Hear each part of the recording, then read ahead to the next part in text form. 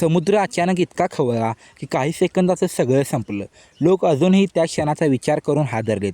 शिरोडाजवळ समुद्रात फिरायला गेलेली एक बोट आणि त्या बोटीत बसलेली काही लोक. सगळं अगदी नॉर्मल चाललं होतं. पण अचानक समुद्राचा रंग बदलला. लाटा इतक्या जोरात यायला लागल्या की बोट अक्षरशः हवेत उचलली जात होती.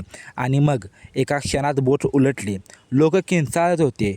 कोणी लाईफ जॅकेट शोधत होतं, तर कोणी थेट पाण्यात वाहून जात होतं. हे ऐकून किनाऱ्यावरच्या लोकांनाही धक्का बसला.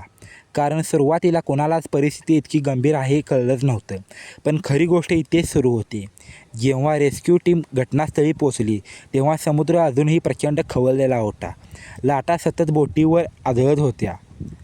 सर्च ऑपरेशन करायलासुद्धा अडचण येत होती. आणि इथूनच सगळं बदललं. एकामागोमाग एक लोकांना बाहेर काढलं जाऊ लागलं. पण त्याचवेळी एक भयानक बातमी समोर आली. तिघेजण बेपत्ता होते. काही वेळानंतर समुद्रातून मृतदेह सापडायला सुरुवात झाली. त्या क्षणी तिथे उभ्या असलेल्या लोकांच्या डोळ्यात भीती होती आणि शांतता इतकी होती की फक्त लाटांचा आवाज ऐकू येत होता. पण थांबा, पुढे जे झालं ते आणखी मोठं होतं.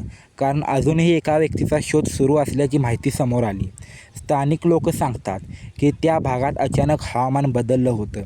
काही जणांचा दावा आहे की समुद्रात जाण्यापूर्वी इशारे दिले गेले होते. पण मग प्रश्न असा पडतो, जर धोका होता तर बोट समुद्रात गेलीच कशी? आणि आता हा मुद्दा सोशल मीडियावर चर्चेत आला आहे. काही लोक प्रशासनावर प्रश्न उपस्थित करतायत, तर काही जण म्हणतात की समुद्राचा अंदाजच लावता आला नाही. पण त्या कुटुंबाचं काय, ज्यांनी काही मिनिटात आपल्या माणसांना गमावलं? कल्पना करा, सकाळी घरातून नॉर्मल बाहेर पडलेले लोक आणि काही तासात त्यांच्या नावावर बेपत्ता किंवा मृत अशी बातमी. हे ऐकून अनेकांच्या अंगावर काटा आला. आता संपूर्ण परिसरात भीतीचं वातावरण आहे. लोक समुद्रकिनाऱ्यावर जमा होत आहेत.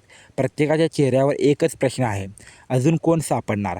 आणि सगळ्यात मोठा प्रश्न, ही फक्त नैसर्गिक दुर्घटना होती, ही कुठेतरी मोठी चूक झाली होती?